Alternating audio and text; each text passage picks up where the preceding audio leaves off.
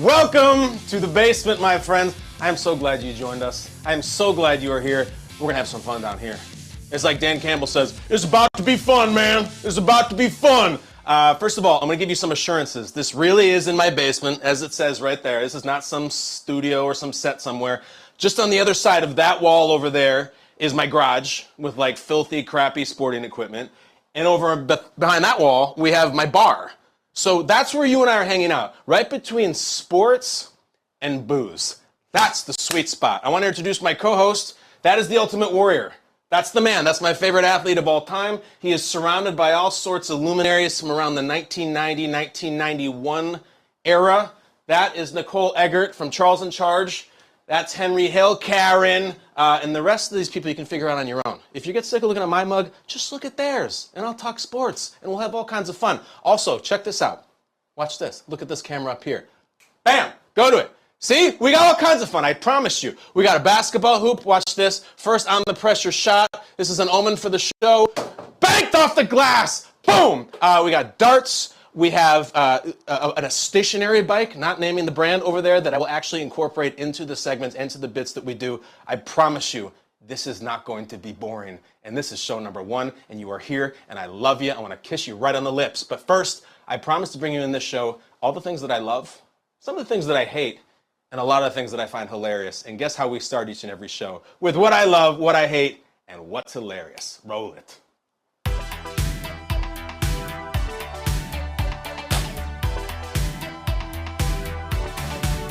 Yeah! Find a more punchable face. I dare you. That's your homework for the next 24 hours. You won't be able to do it. You want to know what I love, though?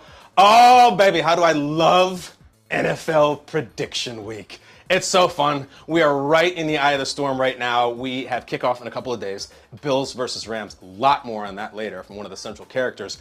But first, you get all the me types, all the blah, blah, blah, blah, talking heads, the journalists, the influencers, the talk show hosts. They've been doing their summer homework. They've been reading their George Orwell, 1984, that's To Catch a Mockingbird. They've been studying all the teams, and then they check in this week with, here's the team that will win the division, here's the team win the wild card, here's the team win the Super Bowl, and everybody's minds explode. And there's so many takes and so much rage, and none of them are right.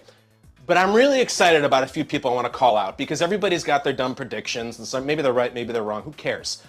I like where we're at, because we have a new frontier in Prediction Week, and we owe that new frontier to Joe Burrow, Jamar Chase, Zach Taylor, every member of the Bengals organization who had the bleepin' Cincinnati Bengals, one of the worst organizations in sports, in the Super Bowl. And nobody predicted it, no one saw it coming, and so now we're like, wow, if the Bengals can get to the Super Bowl, who knows what can happen? I want to be the guy or the girl who nails that prediction, who sticks the landing, who called the Lovie Smith Texans to win the AFC, so I'm going to do it. So listen, some of these predictions out there are so chalk and so boring, and who knows if they're going to be right? They're probably not. Due respect, I'm going to start the show by doing this. I'm sure he'll love it.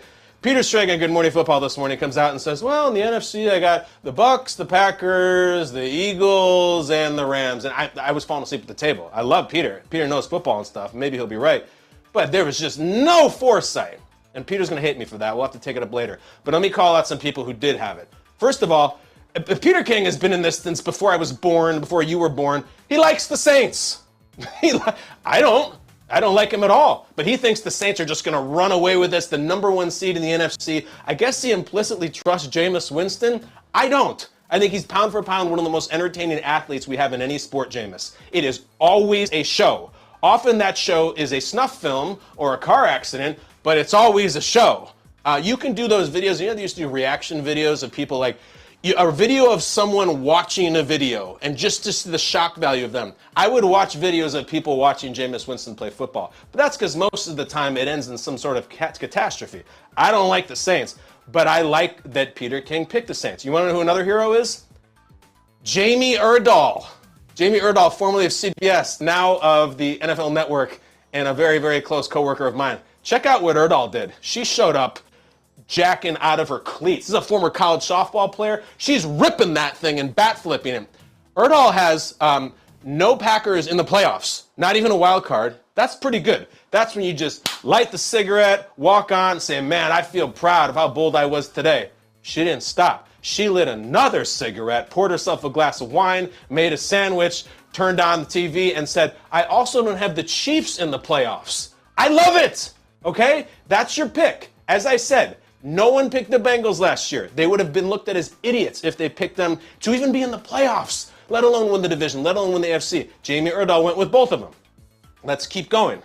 Nick Wright. Nick Wright, you beautiful bastard. I've known Nick for a long time. We sort of came up together, if you would. Nick Wright says, all right, I'm going to get in this fray. I'm going to throw some punches. What's the one punch nobody ever wants to throw? What is like almost a taboo? In the NFC, no one wants to pick the Lions, and I don't think anybody did. Nick Wright said, I'm going to Duval County. I'm doing it. I'm not doing it from years ago when they had Jalen Ramsey and all those guys and Leonard Fournette. I'm doing this crew, the team that has had the #1 pick in the league 2 years in a row. An incredible embarrassment. No team's ever had it 3. They could do it. No, Nick Wright says they're going to the playoffs. Nick Wright, my man, how dare anybody accuse you of only having LeBron takes? They're not paying attention. Nick Wright says fine. And you know what? Last year the Jaguars did not have a human being as their head coach. They did not have a Homo sapien head coach. Now they do. It happens to be Doug Peterson, a guy who literally has a statue outside of Philadelphia, and he's got a ton of talent. And are you really that scared of him in the AFC South? I like the Titans. Everybody likes the Colts. But I am in on it. These are the people that we have to champion. Anybody who comes up and says, well, I think the Chiefs are too good, and, the Bills, like, that's great, and we like those teams too, but, like, take some shots. You are not going to be right picking all 1 seeds in the NCAA tournament bracket. You are not going to be right just picking all the front runners. I love the people who pick teams that maybe not everybody's picking. You want to know what? You're looking at one of them right now. Do you know who I picked in the NFC South? Do you know who I had the audacity to pick in the NFC South on national television? It wasn't the Bucks. I've already covered the Saints. It wasn't the Falcons. I chose the Carolina Panthers to win the NFC South. Want quick reasoning? Here you go. Last year, lest you forget, before Christian McCaffrey got injured, the Panthers were 3-0. They were an undefeated team. Last year, they had the worst quarterback play of all 32 teams. Pick up any available metric you can find. The Panthers had the worst quarterback play by far. I think Baker is better. I think the defense is young and athletic. Again, I don't trust Mariota. I don't trust Jameis. And are you telling me there's not some fractures going on with the Buccaneers? Come on. Come on. I still think Brady's going to make the playoff. I think they make the wild card. I think the Panthers win the NFC South. And you know what you think of it? I don't really care. That's the point. It's prediction week. We get after it. I love my brothers and sisters who have taken a shot. You all do the same responses. What's in their coffee cup? What are they smoking? Drug test them. It's always the same stupid internet jokes from the same stupid internet booger eaters. Respect that they had the pride and the courage to do it. It's what I love. But now, let's get to what I hate. Here we go.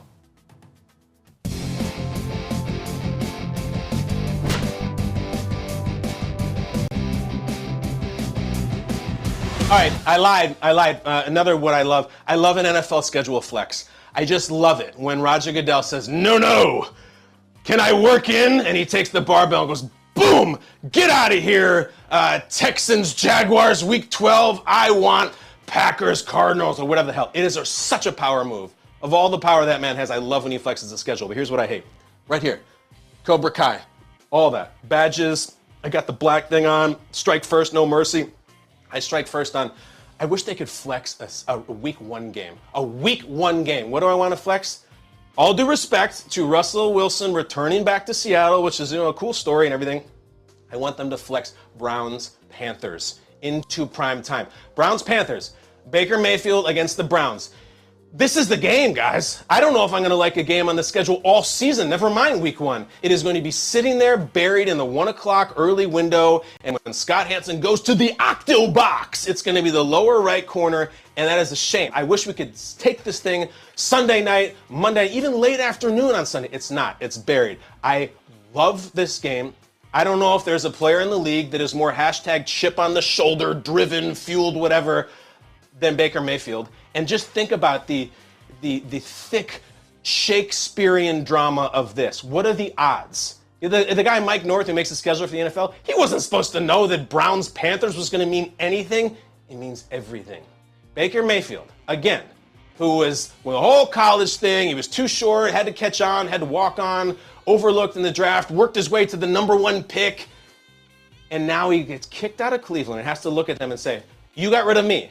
You idiot losers were 1-31 before I showed up. You went 0-16, decided to keep your coach. Went 1-31. I showed up. We started winning. We're in the playoffs. We're beating Pittsburgh. You want to get rid of me? Okay. You want to get rid of me and replace me with that guy who looks like he did those things? And you want to pay him that much money? That's how much you hate me? For what's his name over there?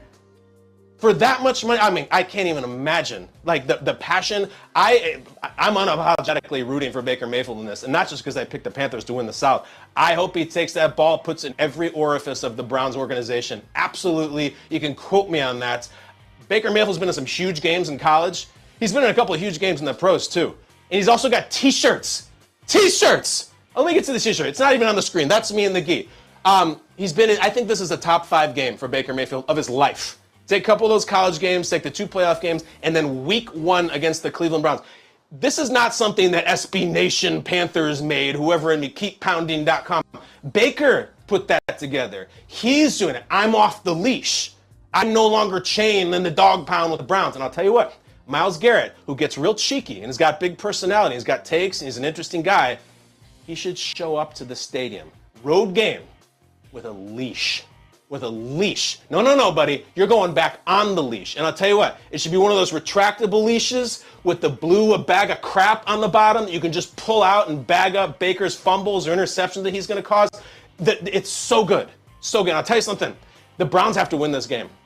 The Browns have been in a couple of playoff games that Baker Mayfield was starting for them. I think this is one of the biggest games in the decade for the Cleveland Browns. Week 1 at Carolina. It doesn't jump off the page. It does now. You can't lose this game and have Baker throw 4 touchdowns. You look like idiots. Like, you had that guy. You know, he was hurt last year. You know, the year before, he was a top 10 guy. You can look up the stats, and you got rid of him. Again, for that guy, for that money, do not let Baker Mayfield light you up. You look like imbeciles. And the number one media moment for all of week 1, Josh Allen versus Aaron Donald, doesn't matter, Aaron Rodgers, Tom Brady, it is after Baker Mayfield beats the Browns, steps to the podium, gets that sly look on his face, and has a nice little soundbite to just deliver right to them, and a kiss my ass and a middle finger. That is the one. We should flex that into prime time. I hate that we can't. I'm getting worked up about this. I'm going to sweat in the basement. You're going to see that a lot, especially right now. It's roughly 190 degrees in this room. The Warrior and I are sweating. That's why I got to lighten the mood. We've done what I love. We've done what I hate.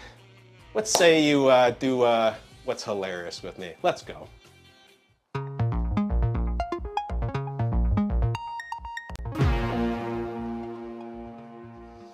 What's hilarious is this small percentage of you who know that is a Max Headroom reference. Do you know who Max Headroom is? Doesn't matter. That's what it is. I assure you. There's going to be references that go over your head. It's going to be them going over my head. It's okay. We'll get through this. The Dolphins played the Patriots in week 1.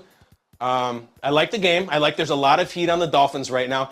Nobody's picking the Patriots for the playoffs, by the way. Good Morning Football this morning. 0 for 4. 0 for 4 wild card. But Mike McDaniel has taken us on this nice little journey over the past 6 months. Or he's irreverent, he's different, he's dry, he looks like he's a bleeping Wes Anderson character. And he gave us one last taste before we kick off. This is a little Shefty tweet right here. Mike McDaniel on facing Bill Belichick. Can there be a larger disparity in career win-loss total? No, it would be a bigger deal, I think, if Coach Belichick and I were on the field, maybe doing like an Oklahoma drill, but I don't foresee that happening. And everybody laughs, and everybody likes it, and because he's different, and I think refreshing. A lot of ways to go with this. I do find it hilarious. I also find it interesting that if you look at the replies to that tweet, or even just some of the general reaction of Mike McDaniel online, he's really pissing some people off. I'm in the camp of, okay, how many just stock white meathead head coaches can we have to just get churned out and just say the same stuff about execution and chemistry and building an environment? Don't you want a different flavor sometimes? Mike McDaniel is really different in the way he talks, in his background, and in the way he looks. That is an NFL head coach, and I love it. People are like, shut up, nerd. This guy is annoying. Just shut up and coach football. Because this is interesting. He's done 6 months of the funny little quotes, which I like. If he gets housed by Belichick in week 1, this weekend, if he just loses 31-20, it's kind of over. Like the dream run of everyone like me saying he's refreshing, he's cool, is over. Especially if Tua doesn't look good, especially if Tyreek doesn't get involved. There's a whole conversation with Mike McDaniel there where the quotes have been great, you made some nice moves on the roster, now win. Beat Belichick week 1, and we got some cool things going on. But I think we're burying the lead here. He mentioned the Oklahoma drill. Now, for like 90s era Pantera listening old high school football players like me, the Oklahoma drill brings back memories. You line up, you basically smash two players into each other like a 5-year-old with Hot Wheels, just bashing them, or like Michael Bay with Transformer movies, boom! And I'm very, very amused, and the hilarious portion of it is the actual reality of Bill Belichick and Mike McDaniel doing that. It also is an interesting who you got, because Mike McDaniel looks like he's 112 pounds, just wiry as all get out. And then Belichick is significantly older, I don't think in terribly good shape, in all due respect, and yet I still think Belichick wins. Let's back it up even further. If you were to power rank the current NFL head coaches, based on Oklahoma drill ability, who are we going with? Who's taking it home? I'm just going to throw out the obvious names for you. Our 1 seed, our undefeated, North Carolina or Duke team entering the tournament is obviously Dan Campbell. He's got the Mark McGuire forearms. He's got the Bill Goldberg traps. Every single person who runs into him on Hard Knocks says the same stupid joke about, oh, you look like you'd still play, coach. He's got the Buffalo Bill voice, and I don't mean the Bills in the AFC East. I'm talking about the one in the basement with Jodie Foster. Like, he's got intimidation. He's massive. He obviously still throws the weights around. I don't know if he's doing the testosterone thing or whatever he does. It looks great. Dan Campbell is your 1 seed. However, there's punching power in Tennessee. You want any part of Mike Vrabel in the Oklahoma drill? Hell no. Mike Vrabel, former Ohio State, former New England Patriot, he's got a dip in about the size of a cue ball. We know he still lifts. We know he still runs. He will jack you up with leverage, with bad intentions. He'll throw those elbows. He'll grab cloth, as they say, bring the hips through. Like, Campbell would certainly obliterate me. I just don't know if he could take out Vrabel. And then I got to throw one more. If you just think it's going to be Campbell versus Vrabel on the boxing poster, like nose to nose like that in the face-off, that's Robert Saleh's music we hear. And you go to the dressing room shot, and the Gorilla Monsoon call says, oh my God, it's Robert Saleh comes in. Saleh's rock solid. Now, he doesn't have the crazy playing career like Vrabel or Campbell in the NFL. He's an old college tight end. I got to meet Big Bob Saleh. And you do the thing, the kind of power move you try to do where you shake someone's hand. First of all, you almost go down on the handshake. And then I try to go hand to the shoulder to show that I'm really excited to meet you, coach. And this thing, he had a bowling ball in there. He is rock solid. He's also psychologically solid. He's got a whole bunch of kids at home. He's coaching the New York Jets, which can't be good for your health. Maniac. So I'm going to say Saleh, Campbell, Vrabel. I'm going to toss in Big Mike McCarthy because he's bringing that giant barrel-chested chassis that he runs with. A lot of physics behind that. I wouldn't want that. And I don't want to mess with Mike Tomlin in any way. So those are my guys. Honestly, 32 might be McDaniel and Belichick, and yet I still think Belichick would find a way to slit your throat and make a necklace out of your ears. So I don't want anything to do with Belichick in that. What I'm saying is, Mike McDaniel, you might be 32nd at the Oklahoma drill, which I'm so excited about. I'm starting to speak in tongues. We might have to do this at some point. Tweet the show. Do I have it wrong? Is it Campbell and a runaway? Don't sleep on Robert Saleh. This has been some start to the show. The Warriors fired up. I'm fired up. I'm going to throw some darts, but you think this is exciting? Oh, my God. We need to have a guest here. Only certain guests are allowed in the basement. And with the Rams and the Bills about to kick off to start the 2022 NFL season, there's really no one bigger that we could have gotten to come in than this guy. Why don't you just go ahead and roll it? It is my thrill to invite the first guest ever into the basement, and you can't beat this guy.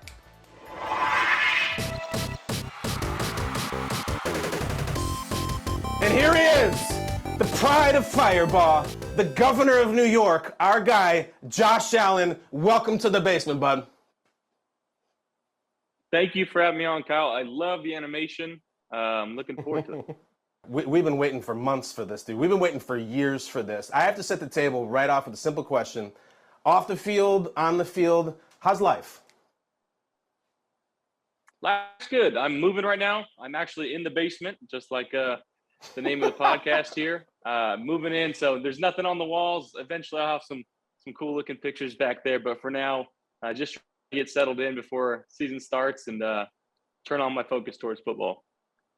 Well, I got a guy for you. I mean, I don't know if you've seen this masterpiece, Josh. We commissioned this. Like, this person is a maniac. You just tell him, who are your favorite guys? I'm an Ultimate Warrior guy. And then you got, like, the Wet Bandits and Steven Seagal and Vanilla Ice. And they can do whatever you want. I even, check this thing out. They even made me this. Look at that. That's you, buddy. I love that. I can hook you up. That's pretty cool. Okay. I'm going to need Josh the help. Allen's basement. All right, I'll hook you up. Josh, I don't think we should go any further without telling the Mafia, telling the fans at large. Share with them, if you will, announce the plans that you and I have reached for this season. Go ahead. Yeah, this will be a weekly thing. I'm excited to be joining on every Tuesday. I don't know when it's going to be aired, but every Tuesday I'll be joining you here live at Kyle Brandt's basement, and I'm excited to do it. Thrilled that you are doing it. There's a lot of things you could have done. You decided to come to the basement. We'll see if it was a good choice. You're known for your decision making, so I think it'll be great. And Josh, I'm thinking a lot about, all right, so what should I ask you? What should we talk about? But I went counterintuitive on this. I started thinking about, what should I not ask them? And I'll tell you why. A couple years back, I was working for the Bears, and their quarterback at the time was Mitch Trubisky, your old teammate, is now with the Steelers. And the Bears did a really smart thing where they gave you in the media this like little memo about, here's the things you probably shouldn't ask Mitch. He's just kind of over them. It's not serious stuff. It's just kind of questions that kind of he rolls his eyes at and he's done with. I want to start with some honesty between us. What are those questions for Josh Allen, the ones where you're like, oh my God, this thing again? Let's just get them out there, because then I won't ask and we can handle it. I'm a pretty open book. I don't have too many bugaboos about me. Coin toss, maybe one. I don't know. That's really the only thing. I hear that all the time. I think everybody knows that about now. But no, man, I wear my heart on my sleeve. I'm willing to talk about anything. See, I thought that might be the case. You're not a bugaboo guy. And yet, I watch a lot of interviews you do, and you're very patient. And listen, when they go into the, so Josh, to play in that incredible game in the playoffs, to score that many points and have it come down and you can't come out at the end, how frustrating was that? I mean, you've gotten that a lot. Like, we're ready to start this game against the Rams and move on, right? Yes, sir. Absolutely. No doubt in my mind. Ready to turn the page in that book and start a new one. And Von Miller actually spoke to the team last week, and he talked about making an album, and every week is a new different song that we're trying to put on this album. So this is a completely new season. We're moving on. We're turning the page, and we're looking forward to Thursday night. That's fascinating about the album. That couldn't be more Von Miller if he tried. I mean, that's perfect. So, like, what's the idea for track one? Like, what kind of song do you want? What kind of anthem?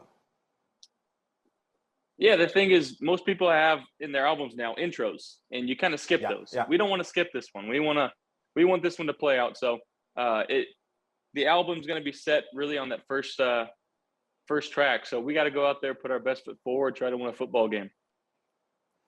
See, this is great. You're saying how most albums have intros now. There's a generational divide between Josh and me that we're going to have a lot of fun with this year. I cannot wait to get into that, but more on the question of like what we're kind of over talking about. I mean, I don't know how many times you've gotten this question last month, some version of, you know, there's so much hype and expectations on this team, Josh. You know, how do you deal with it? I have a theory on you. I have never seen someone through training camp have more fun, be almost childlike and joyful with it. And I think it's because you've never had it. Like, you've never been the guy on the team headed into a season, whether it's a Fireball or in college or like even in the draft, it was Baker and Lamar, Heisman guys, and Rosen and Darnold with these like cool LA, and then your other guy. Like, this year, you are the guy being talked about on that team, and I think you're enjoying it. Is that fair? I don't know if it goes as far as that. All I know is I love football. I love playing this game. Every time I get to go out there, it is the funnest time of my life, and I'm going to try to play that game with the same enthusiasm that I had when I was, 8, 9, 10 years old, playing flag football into Pee Wee football throughout high school. I was in junior college not too long ago, so I take it with a grain of salt and know that I'm not supposed to be here, but we found a way, and I'm enjoying it. And it's been incredible to watch, and we're working on that first track on the album. Josh, in your personal life or professional life, anything, financial life, are you a big goal guy? Like, do you like sit down and write down the goals and all that? Is that your thing? Yeah, I'm a big picture goal guy though. Like I'm not so much of the little stuff, and I'm not super technical or concrete on like the little details. And I do know that little things add up to big things, but obviously like my goal for this year, like do whatever it takes to help this team win a Super Bowl. And that's the goal on our mind. I think everybody from 1 to 53 on our roster, we have the same goal. So and then off the field, I keep it light. I'm a very easygoing guy. I go with the flow, sometimes to a detriment, but that's how I live my life. My dad's easygoing. I learned from him. I like cracking jokes and having a good time. When is going with the flow to your detriment? That's interesting. Like in terms of who I'm hanging out with, if it's my teammates, I'm very lax. Like when people say they want to come over, like it's like, absolutely, come on over. And I get there and I'm like, man, I probably should have checked in with my girlfriend first. She probably had something planned for us. So I in terms of that, that's the only really flaw I think that kind of has. But again, I just love and enjoy being around my friends, families, and teammates. And we do have a good time though. She's like, Josh, why is Dawson on the couch again playing video games? We have to go out tonight. But if that's your biggest problem, whatever, that's awesome. That's a good problem. That's all right. Exactly. So, Josh, you have a reasonably big trip to your home state in California this week. Long flight. What do you do on the plane? I'm a movie guy, so I'll download Let's go. 2 or 3 for the plane ride. Obviously, it's about a 4.5, 5 hour. And I know we're going to get into some movie topics here, and I'm going to probably download some of the ones that you're asking me to watch, and we can, talk about that on the weeks to come. But there is a couple that I want to watch. I want to watch Whiplash with Miles Teller. I've been trying to watch that one. I think this is a perfect time to watch that one. I just watched The Offer, and obviously he killed in Top Gun. So I'm on a Miles Teller trip right now. I love you, dude. Whiplash is so good. You're like, it's a movie about jazz drumming. That's going to really blow my hair back. Yes, it is. And J.K. Simmons wins the Oscar. You are going to love that movie. And we are going to get into this. I got some thoughts for you. And I think you have some thoughts for me. Before that, though, we got to talk about, I guess it'd be like one of those Final Destination movies or Saw movies starring Aaron Donald. Good God. Let's just talk about this.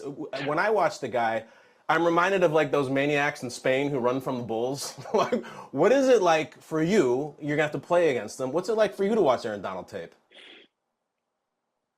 Well, you got to have a plan. You got to know where he's at all times.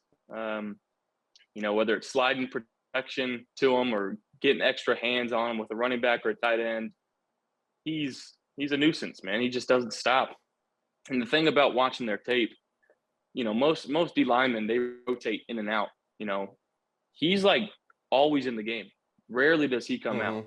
Rarely does he need a break. And it's a praise to his work ethic and how he's able to stay on the field and continue to make plays. But the dude just has an all-time motor and everything. Everybody knows, he's an all-time great first ballot Hall of Fame guy. Every single year he's always in the running for Defensive Player of the Year because of what he puts on tape, the pressure that he puts on opposing offenses and their protection plan. And he makes everybody around him better. He really does.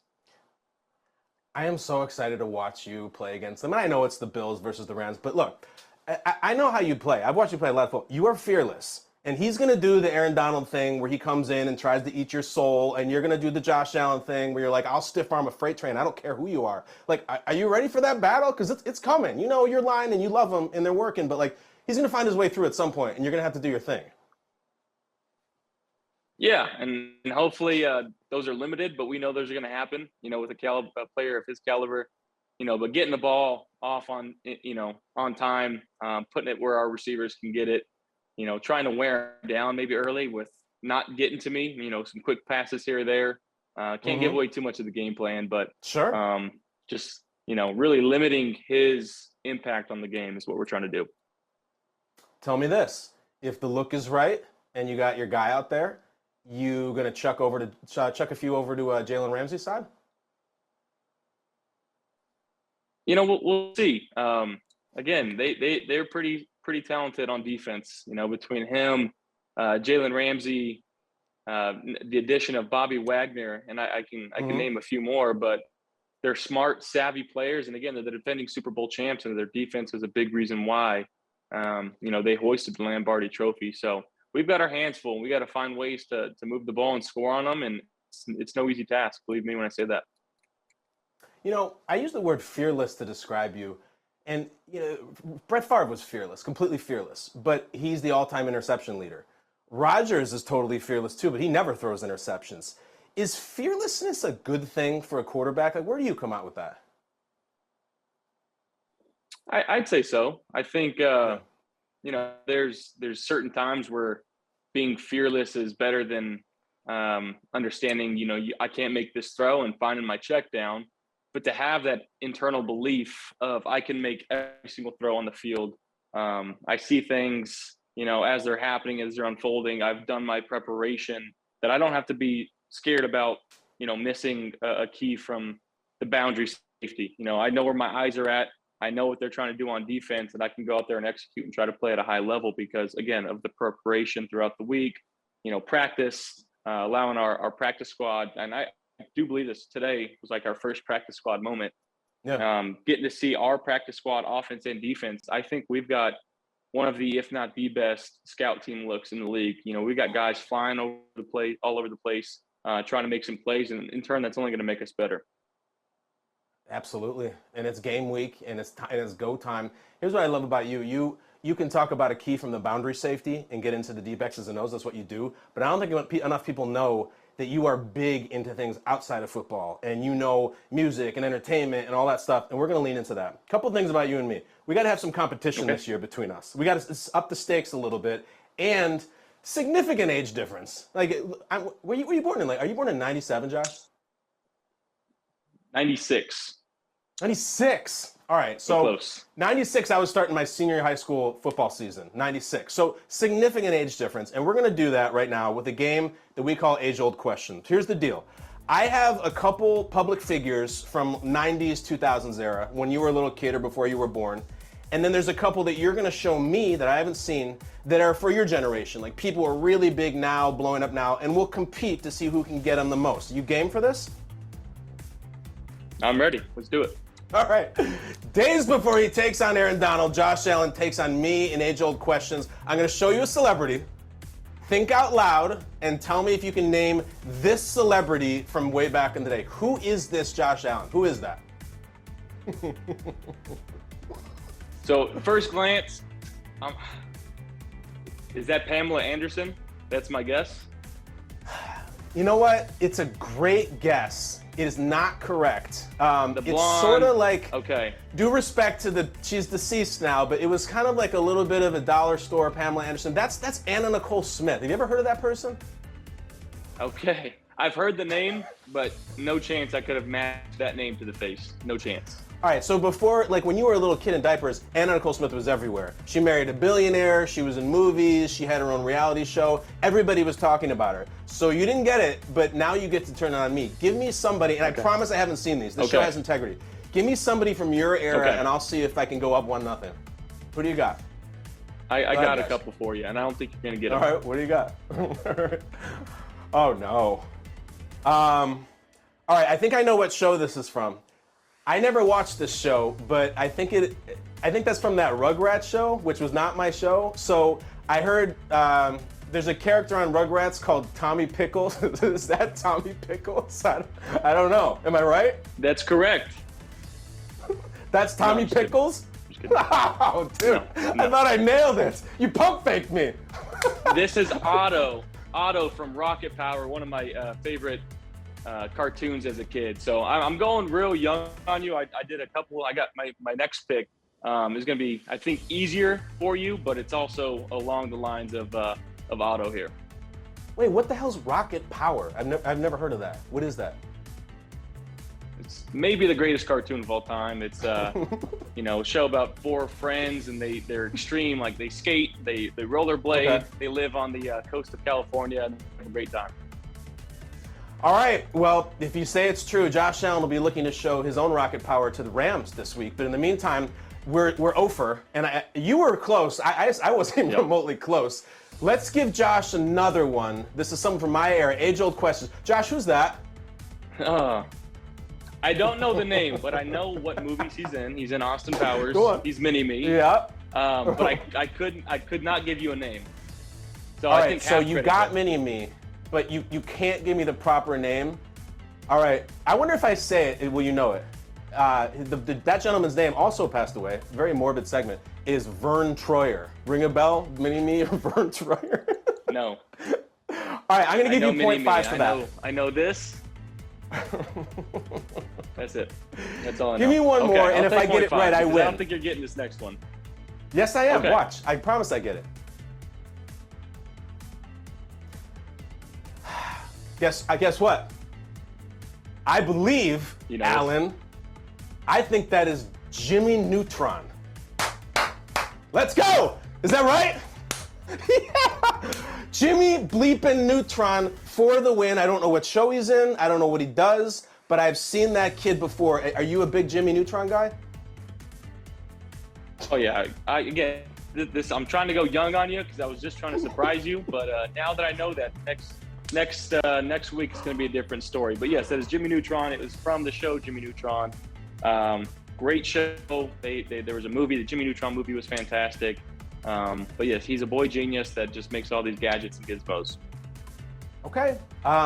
Listen, they were great. We went double cartoon, and we're going to get you out of here and send you to the Rams game, but we have one more piece of business. You talked about it earlier, Josh. I know a lot of athletes who like a lot of movies. I've never met one who is into them as much as you. You said you already got Whiplash loaded for the trip to LA. So again, I think there's a lot of movies maybe from the 80s and 90s that you just missed, not your fault, you're just young, and then some from now that I haven't hit. So I propose that this season we do a segment, and it's called Watching Film, where you go away for the week. Okay. I'll give you a movie, you win it, and then if you want to come back the next week, I'll watch it, and we'll do like a little like film festival and rate them and everything like that. So are you down? Absolutely. Especially on these away trips, it's pretty easy for me to download that movie. So get on we the came up with a whole bunch of turn it on. movies. All right, we came up with a whole list of movies, and what I want you to do is just go through it, Josh, until you've hit one you haven't seen. Even if it's number one, talk out loud, go through this list, and land on one you haven't seen. Okay, I've not seen Heat. I've That's seen Goodfellas. Okay. I've seen Heat. Heat's the first one I'm watching.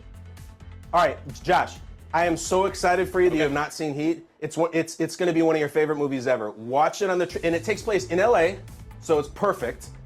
Watch Heat, and then do you want a backup movie in case? Is there anything else on the list there? There's a few. These are some old ones. I've seen Goodfellas. I've seen The Program. I think those are the only two really that I've seen. I've seen Braveheart, so 3. So okay. And I've never gone around do this watching week to week. Shawshank. I just never had that time. Okay. Oh my gosh. I'm so jealous that you have not seen those movies before. But let's just do number one on the list. It's perfect. You're flying to LA. You're trying to, rob the Rams of their celebration. It's like it's a bank heist movie. It's perfect. And you can get it. Pacino, De Niro. I am so excited to hear you. Everybody watching at home is like, you haven't seen Heat? He hasn't seen Heat, guys. He's going to watch it. So that's your assignment. Bring it back next week and we'll talk about it. In the meantime, dude, thank you so much for doing it. All the best luck in LA. All the best luck this season. We're going to be checking in every single Tuesday. So much respect for you, man. You're the coolest. And I'll see you next week. Sounds good. Thank you for having me on, Kyle. That's him. The action is the juice. Lions, Tigers, and tailgates. Oh my. College football season is always the greatest time of the year. You put on a jersey, get your face painted, break out the foam finger, but it's all about the food. And nothing gets you more fired up for game day than Eckrich smoked sausage. They're naturally hardwood smoked and have the perfect blend of spices. From buffalo sausage dip to sausage chili mac and cheese, Eckrich smoked sausage is a quick way to bring flavor to all your tailgate meals. Visit Eckrich.com for easy, one-of-a-kind sausage recipes. Eckrich, you do you. That's the man. That's the man. And you heard him each and every week right here in this basement. How about that guy? Got to go battle Aaron Donald. I ask him, are you going to chuck a couple over at Jalen Ramsey? We'll see. And I know what everybody's freaking out about. Never seen Shawshank. Never seen Heat.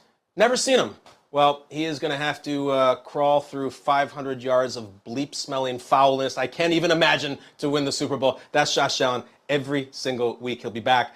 And so will this. This is a segment where I can't keep track of all the headlines. That's why I need my help. I need my help from my guy Sam Pepper in a segment that we call Brandt Awareness.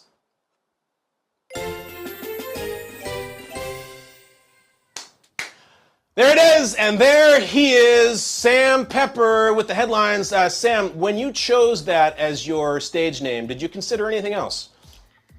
No, this is my real name, Kyle. I know it's hard to believe. I know it's really hard to believe, but the Peppers have a long family history. Is that true? All right, I have all sorts of questions about the fact that your last name is Pepper, but we're going to have a long relationship between us in the basement. It's a spicy name. It can go a lot of ways with it. It can be Freudian. It can be everything, and it's just content in and of itself. But that's what you do there in your basement. That's Sam Pepper's basement, like in the expanded basement universe we're concocting here. But Pepper, we promised headlines. What do you have, my friend? We did. All right, first up, Lamar Jackson still doesn't have a new contract. Last month, he said he wouldn't negotiate once the season began. Well, the season's pretty much here. John Harbaugh says that Lamar is locked in on football, but hopeful to get a new deal. What do you make of all this? First of all, good clean read, Pepper. We're off and running. It's showtime. Beautiful. I know you stayed up all night practicing. I love it. You're made to be on camera. Here's what I make of it. First of all, I picked the Ravens to win the AFC North. I did. I know that everybody's loving the Bengals, and I actually picked the Steelers to make the playoffs too as a wild card. So obviously I have a lot of faith in Lamar. I also have a lot of faith in John Harbaugh. When all the quarterbacks are good or seem to matter, go to the coaches. I just can't see John Harbaugh just getting beaten around and pistol whipped in the AFC North like they were on the field last year. Here's my take on Lamar. It's not going to get done in the next few days. It's just not. It's too strange of a situation. There's no agent. He's always been a little bit different. I mean, remember coming into the league, he's just like, I'm not running a 40. Right? Yeah, but Lamar, you're going to run a 4.3. Like, you should run a 40. It doesn't mean you're not a great passer. But then there are always these terrible takes about how he should change positions. So I think he has a lot of strong convictions in doing things his way. Here's my problem. He says, and this I can't help but like be amused by this. He says, I got a deadline. Once that season starts, I'm not talking contract. Okay. I wish I could talk to Lamar. I really respect that. And you want to make it all about football, and you don't want the distractions of money, and you just want to watch film and be a good leader and be a good teammate. That's great. However, Lamar, you start 2-0, you start 3-0, you start 6-0, and your phone rings, and it's the Bishadis, it's the ownership, it's the everybody, and they say, you know what, Lamar, like, we want to give you the $280 million guaranteed. You're the man. We're going to give you Aaron Rodgers money to be our guy for the next several years. Do you honestly say, no, I have a deadline. With all due respect, sir, I promised myself I would not talk contract.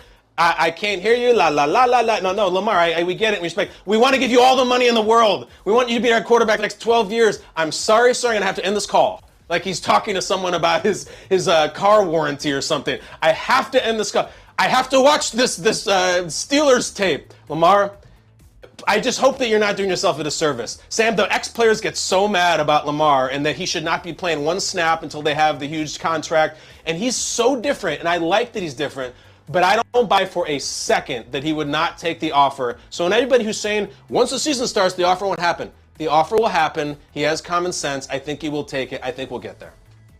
What do you make of all the activity on social media? He's liking things, he's retweeting things, anything that supports him, memes.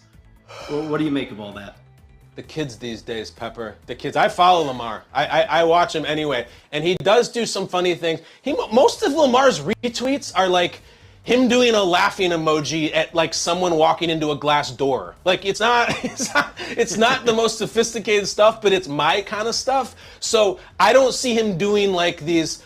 Look, if it was Aaron Rodgers and we'd have to go in deep into the Zodiac and Tolkien works and all these crazy metaphors for where he's thinking, I think Lamar's like, I kind of want to play football. And like the crazy thing about Lamar is that like, would it shock anybody if he's like, I think I'm good with like $30 million a year, and maybe we can just buy me some new wide receivers and win some Super Bowls. Totally respectable take. But people be like, what? You can't take 1 penny less than you're worth. I don't know. This thing is going to be different. And let's just celebrate, Sam, that we have this kind of talent, an MVP guy, who's just a different drummer. You know, we could easily just Rosenhaus the bejesus out of this thing and get him all the money in the world, and the Ravens will probably never win a Super Bowl. I respect that Lamar is different. It's not easy to do what he's doing. When you see Russell money, when you see, obviously the Deshaun money is just nauseating, but you see any of that stuff, you're like, I want that. He's like, I don't know. I'm kind of getting ready for the season. I think it's kind of cool, and he'll get his money. I agree with you. Well, let's stick in the AFC North. It's official.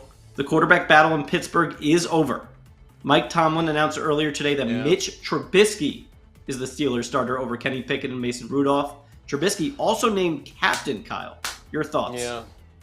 Honestly, look, you hear me going, I'm a little disappointed. I want to ride that Pickett Express. It's so weird because this year we don't have these rookie quarterbacks who are playing. We don't have any of these. We don't even have a Justin Fields or a Trey Lance like last year or Burrow the year before. Like this quarterback class apparently was just, I don't know, just kind of a dud. Like Malik Willis isn't getting on the field and Ritter's not. So I always go by and judging these guys in the preseason. Everybody watching at home, you all have your system. All I care about in quarterbacks when they take the field, do they have it? Do they just have it? Sometimes you could throw 3 for 6 in your limited play, and I don't care. Do you look the part? Do you look like and Pickett has just looked the part. Now, I go way back with Trubisky. I've interviewed him several times. Obviously, I've met him in person. We've had a catch. I like Mitch. Mitch is a really good person and a really good teammate and really professional and works really hard. And I think that's why people talk about that a lot. Here's a red flag for quarterbacks. Quick sidebar. We're going to do a quick sidebar. In life, as in football, be very careful to observe what is the first thing someone says about someone when they're hyping them. It's the old thing about, I want to set you up with this girl. She has a great personality. And that's a very cliched way of looking at it. But in the quarterback space, if the first thing that they say about the quarterback is that he's a hard worker, get out of there. I'm not saying it's not important. You have to be a hard worker. But not first. First thing I want to hear is he can throw the hell out of the ball. First thing I want to hear is he's really talented. Then we'll get to the hard work, and I'll make it specific. All we have heard about Daniel Jones for 4 years is, man, does he work hard? I know. I know he works hard. So does a mailman. So does anybody. You're the quarterback of the Giants. You are not my child's first grade teacher who works really hard. I need you to be prolifically talented. Here's what I want to hear about a quarterback. Trubisky, Daniel Jones, all these guys. Oh, man, he is amazingly talented, incredible arm, great feet. Oh, also, he works really hard and is a great teammate. In that order, be very careful in life. If anybody makes you an offer or does anything and starts with one of those like secondary or deep cut compliments, it's always going to come back to burn you. End of sidebar. Mitch Trubisky is what he is. I will say this in his favor. I got a nugget, Sam. You want a nugget? This is kind of crazy. I unveiled this morning. Always take a nugget. Mitch Trubisky didn't lose the job in the preseason, and there's a little bit of concern of like, what if he loses it in the regular season? How would he do that? What would be the scenario that Kenny Pickett comes in and takes the job from him? And it's like he's going to have like a 3-pick game and lose the game for him. Okay, Mitch Trubisky, who has considerable starting experience, has never thrown a pick 6 in his career. He's never done it, and this goes back 70 years. That if you have guys who have started at least 50 games, he is the only player to never throw a pick 6. It is a historic fact about him that I don't think is irrelevant, which means he doesn't throw the terrible 0 out of 10 decision throw that gets picked off and walked in. So if you're looking for Mitch to make the huge mistake to get Pickett on the field, he doesn't really make the huge mistake. So I think we're going to be waiting for a while, but I'm a little let down. I was ready to ride the Pickett rocket.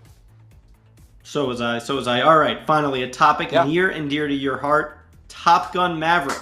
Let's go! Black Panther, and is now officially 5th highest grossing movie of all time at the U.S. box office at $701 million. I think we have the full list. Let's take a look. Yeah, here's the full list. Does any of this surprise you? Yeah, I mean, listen, the Top Gun Maverick thing was in talks for years. And almost literally since '86. And I was always totally against it. Just leave it the hell alone. It is what it is. You can't repeat it. And now here I am looking at the number 701 million. So we're 59 back from Avatar. Number 3, Spider-Man No Way Home. Number 2, Avengers Endgame. And number 1, Star Wars The Force. That's the number 1 highest grossing movie ever. Now I know it's all adjusted for inflation and stuff. But the fact that Top Gun is past Titanic, people, listen, Titanic changed the bleeping game. I remember I saw a stat that in 1997, I think it was, Titanic made $1 million on Christmas Day. Like, there's a tiny little portion of the population going to movie theater on Christmas Day, and it made $1 million.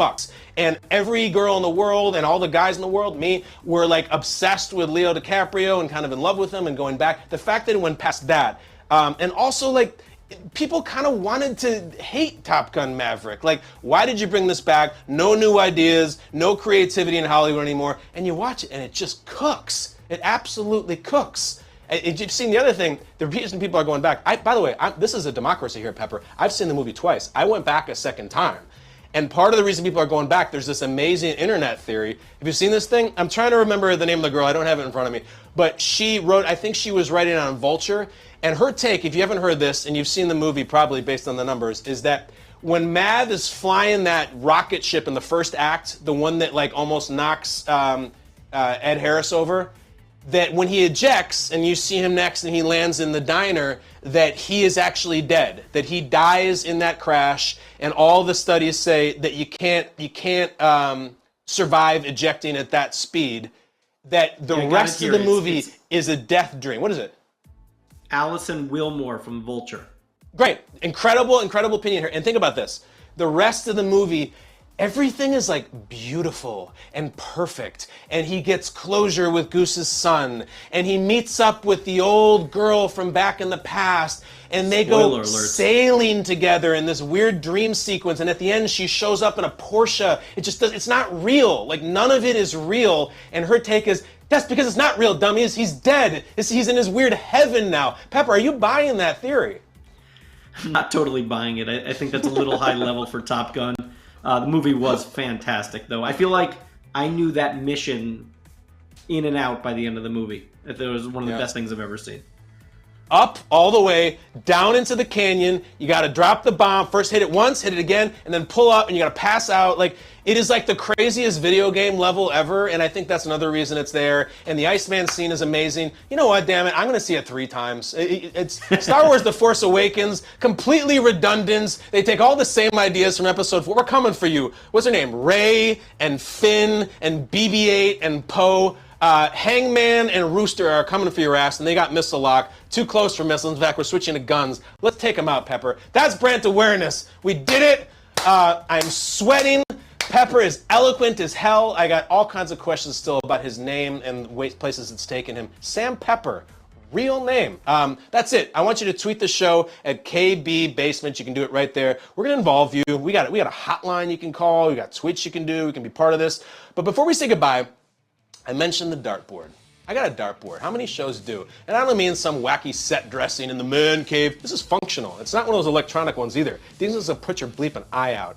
My producers wanted to come up with a bunch of different random questions that we could end the show with that maybe they find interesting or you would. So bring up the list, and then we're going to do the dartboard. Here's the list. Dart roulette. From everything, what's the most random jersey you own? Embarrassing childhood memory. Go all the way down the list to me at the bottom. Who's the most overrated player in the NFL? How am I supposed to answer that? And then moving on, you got Days of Our Lives anecdote. I used to be on the soap. I sweat there too. Guilty pleasure snack. Some of these are winners. Some of them will be tedious. But here's the deal. Go to the Skycam. Go to the Skycam. I'm going to walk over here, and I'm going to grab the darts, and I'm going to chuck one of them. And whatever number I hit is the question that I will answer as I mount the mighty Peloton and say goodbye to you beautiful people who have come in on show number 1. Are we ready? All right, get the list ready. I'm going to fire it. I'm going to chuck this thing, and I'm going to land on... That is an 8. That is an 8. What is the 8? Question 8. Spoiler alert etiquette. Okay, that's fascinating. Spoiler alert etiquette. Here's the thing. Just a little while ago, I was talking about Top Gun Maverick, and I started to say, well, you know, he ejects from that ship. And I hear all you babies out there screaming at me, oh, spoiler alert, spoiler alert. The movie's made $700 million, and it's been out 4 months. There's no spoiler alert. I'm gonna take what I take, and I'm gonna talk about it anytime I want, and especially, like, I was talking about Goodfellas the other day on Good Morning Football, and I said something about when they whack Joe Pesci, and someone actually tweeted, spoiler alert, listen, we're in the age of streaming, and you can bring up any movie, any show, any play, any manuscript with a few clicks of your thumb. If you haven't seen the end of Better Call Saul, that's not my problem. I want to talk about it. I'm going to talk about it on TV. I'm going to talk about it in my basement. Guess what? You know what? Maverick doesn't die at the end. Neither does Rooster. Neither do any of the people. It's actually kind of improbable that none of the good pilots die. But guess what? If you didn't see it, 700 million reasons why you should have. That's it. That's how we do things here. I'm sweating profusely as I ride the Peloton, but also from the excitement that you guys joined us here today. We do it every single day here in the basement. Josh Allen every Tuesday. That is it. We are out. I love you. Goodbye.